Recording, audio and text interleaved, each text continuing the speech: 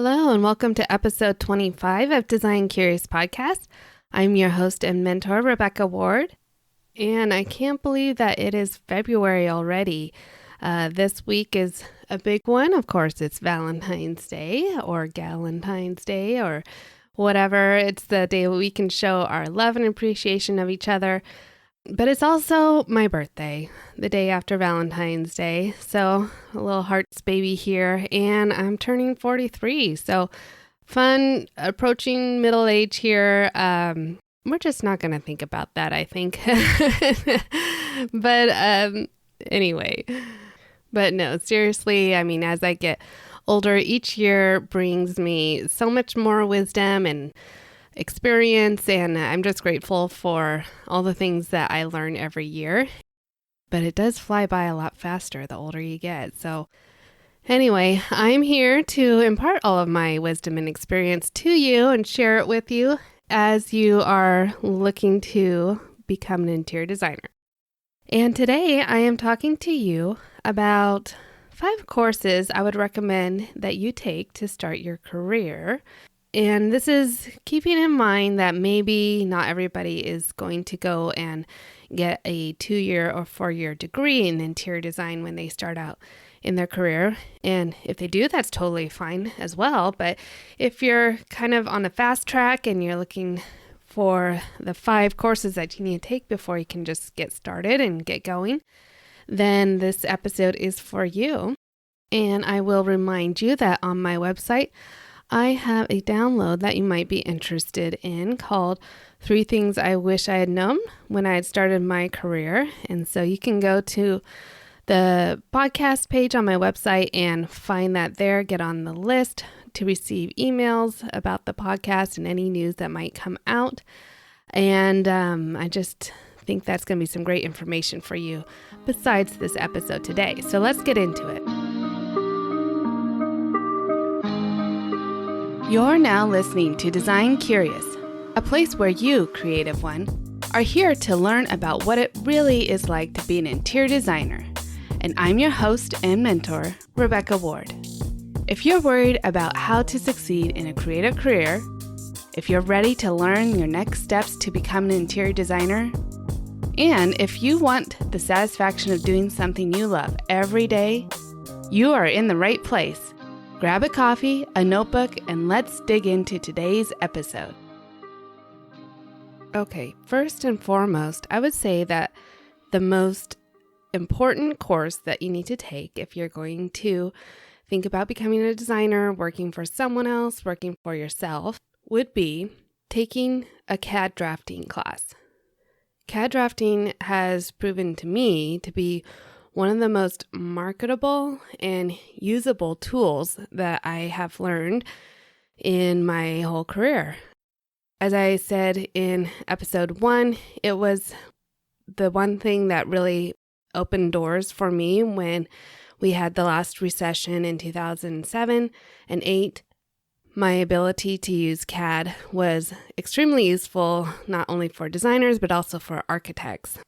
So it is definitely a skill that you want to learn, and especially if you're going into business for yourself. Starting out, it'll be hard to outsource that financially, so it's great if you can take care of that yourself. You usually have more time than money starting out in any companies. So being able to do that yourself and not outsource it is really useful. Plus, it's going to be where you're doing your creative designing.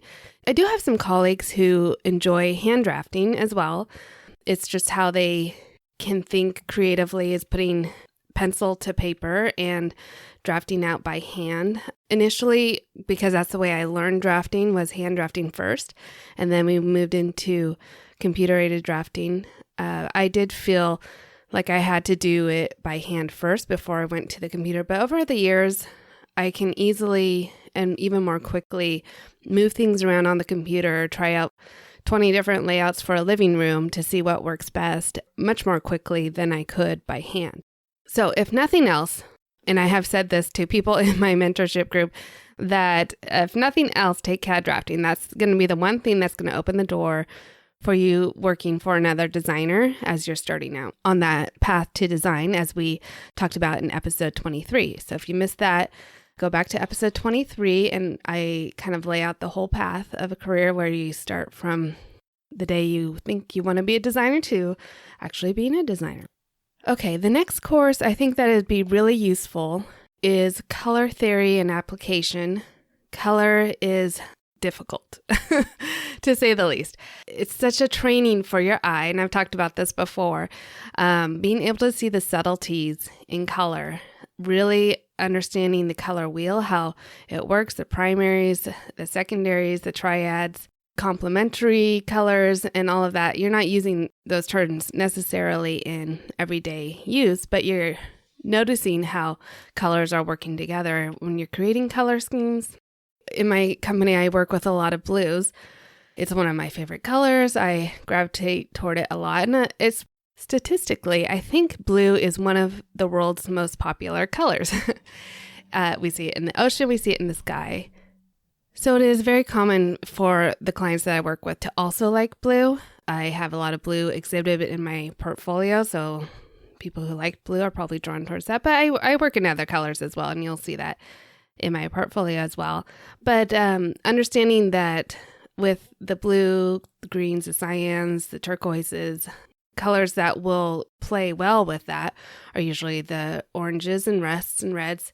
And so understanding that kind of balance is really good with color. And then selecting paint colors for the walls is another challenging thing that you have to learn over time. So acquiring a paint deck from one of your favorite paint vendors is a good tool to have, and just start playing around with it and noticing each strip from one to the next, see how it's different. But being able to take a course in color theory really is going to help solidify and make a great foundation for understanding color. It's such an important part of design. The other class I would recommend is taking a materials and materials application class.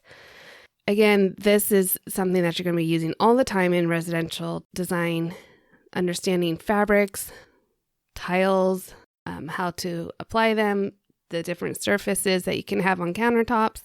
It's something that you're using every day, and there's a lot of intricacies with it. So being familiar with all the different types of materials, what you can do. Can you put leather on the floors? And if you do, how long is it going to last? And those types of things. So taking a course on that would be really beneficial. I would probably say after CAD drafting, one of the more useful courses would be taking a principles of interior design, or just the basic design principles. I recently gave a presentation to a young group of girls, and I was asked to kind of go over the basic design principles. And so I was looking that up, and, of course I learned this a long time ago in college, but I was trying, well, what are those principles? So I had to actually search it up and found that generally speaking, there's 7 main principles for interior design. So I will go over them really quickly here for you. The first one being balance. So that's to bring a state of equilibrium to a space. There's harmony, which is an orderly or pleasing arrangement of items or furniture or architectural details. There's rhythm, which is a uniform or patterned reoccurrence. So you might find rhythm by using color, rhythm by using pattern, different ways you can apply that. There's proportion. So that's comparative relation between things or magnitudes as to a size, quantity, number, etc., and ratio. So making sure things are in proportion to each other, or pushing the envelope and making it out of proportion and trying to make a statement depends on what you're going for, but understanding the rules of proportion is important. Scale as well is a really important principle. Understanding the scale of the room. So if you have an enormous great room, you're going to want a larger scale sofa, not some petite apartment-sized sofa. So scale definitely comes into play with furniture especially, but you can do it in design details as well. And sometimes you're going to want to oversize things to make a statement, or minimize it to draw less attention to it. Sixth one, I would say, is emphasis. So it's taking special consideration of. So you're drawing an emphasis towards the fireplace as a focal point. Yeah, say emphasis is kind of similar with creating focal points and where you're going to draw the eye to in the room. And then lastly, they point out is contrast. which is, I believe, really one that I use a lot as well. If we have all monochromatic color scheme, then you're going to bring some contrast into that, usually like with black or dark grays or browns or things like that, to contrast with the lighter components. So color, you can do that with contrasting dark tables with white sofas. There's a lot of ways you can do that, but contrast is definitely important to bring interest to a space. So those were the 7 basic design principles in a nutshell. But if you take a course that kind of goes over that in detail and seeing how to apply those principles, you can apply that to any room in the house. Okay, and then I would say the last course I would recommend would depend on whether you're going straight into your own business or if you're going to be working for someone else. Of course, both of these would be great to take. But if I were just picking 5, I would say if you're going to work for someone else, maybe taking a building codes and standards class would be really good, just to understand, because you're likely going to be doing a lot of drafting, plan sets when you're working for someone else, and getting a basic handle of construction standards and building so that you can have that information to talk to the contractors and the architects that you might be working with as well. So yeah, I definitely say take that one. But if you're going into business straight away for yourself, you might want to then take a business practices class, because that is going to be so important for making sure that you are profitable when you start out. So those would be the 5 courses I would recommend. If you can't, go full-time to school, or if you just need to quickly jumpstart your career, of course, taking a 2-year degree or 4-year, if that's the path for you, is also just fine. So either way that you decide to take, these courses will be definitely helpful. Now, you could take them out of school, you could take them online individually. There's so many masterclasses and courses out there that you can take. Doesn't necessarily have to be on campus. I'll also mention that besides all of these courses, it'd be good in your spare time to familiarize yourself with the history of design, understanding design styles. And if you need help with that, familiarizing yourself with different design styles that you may be using for your clients, I have a design style quiz that you can take to understand what your style is. It also highlights 12 different styles that we've identified, and I use this quiz with my clients to understand what their design style is. But it's always a fun quiz to take. People enjoy finding out what their style is. And then sometimes it's a combination of 2. But we also have, if you go to my Pinterest page, you can see all 12 of those have a board that you can explore what traditional design is, what transitional design is, and so forth. So check that out on Pinterest or go to my website. You can take the quiz there if that's something that interests you, but it's definitely worth knowing so you can have that conversation with your clients.